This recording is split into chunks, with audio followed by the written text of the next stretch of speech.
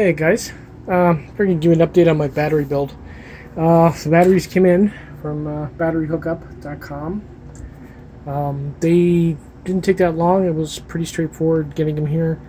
Not recommended for everybody if you're in Canada because get these shipped costs more than what the batteries than it did to purchase the batteries. I mean, I could have pretty much bought a pre-built battery, but I'm doing it this way for a reason, because for one, I know what's going into the build. I mean, each cell are already tested, and they're an actual brand name, not no name. From what I read on the website, they're basically pulls from medical equipment. You've seen in the news where in the States they would like throw out like hundreds and hundreds of ventilators that were brand new. That's because they basically couldn't find anybody that could use them, and it's just easier for the company to toss them out. Same thing with medical equipment with batteries and that, and it's easier for them to recycle. These guys buy them up and pull the batteries out, test them, and then resell the batteries, which is a good idea. So these are literally brand new, 100% capacity. I've tested a few of them. They're all 3.6 volts, which they should be for shipping. So, but now we have enough to get this one started. I got a very long list of parts that I still need. I need a charger for one thing. I'm going to be getting those little washers that go on the top of the tabs to make sure the nickel doesn't rub through and short the battery. And I'm going to have to pick up another BMS. I picked this one up last year, and I thought maybe I could use it because the guy that sold it to me lied and said it was for LiPo 4 and it's for lithium ion. So, but I can't use it. This is the 16S. I need a 13, so I keep it for now. Maybe down the road I'll make it. Not. So yeah, once I'll go up and show you what I got. I still got to work to get this, just to get this up and going. Like I said, I don't want to rush it. I want to make sure when I do get the BMS that it has a temperature probe. The only thing that makes me leery is over pushing. I'm going to be pushing this battery pack with two motors.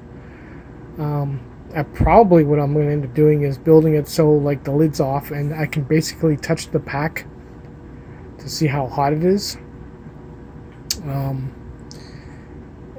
don't know. I probably what I'll probably do is I'll probably just get a BMS that has maximum about 30 amp draw. And if I push the batteries too hard, then it just kicks off. And all you have to do is just unplug it and plug it back in. Probably do that. But let me take you upstairs and show you some of the junk I still got to pick up. Yeah, so lately, getting anything up at Amazon's been a fine art.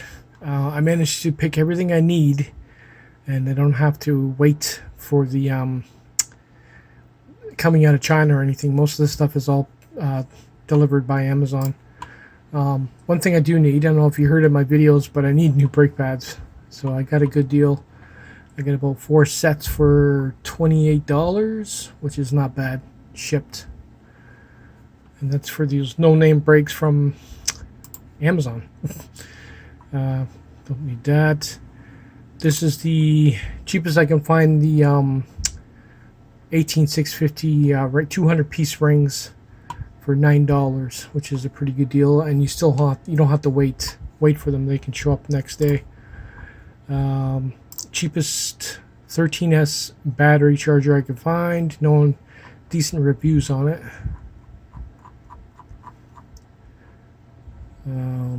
He's happy with it, blah blah blah, works as expected.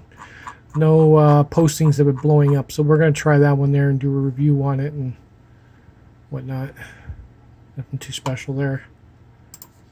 And the BMS I'm looking at is here. Is right here. Is a 13S at 30 amp. It should be fine. Like I said, I'd rather have it so it's like limited. That way, if I over push the bike, which I have a habit of doing, it'll save the batteries from overheating. Because that's probably my worst. The worst thing that could possibly happen is that they get past 60 Fahrenheit and then they start going off and thermal runaway. That would suck. Doesn't really say too much on this one about any kind of thermal diode, but sometimes they have it on the board, but they just don't sell it with it.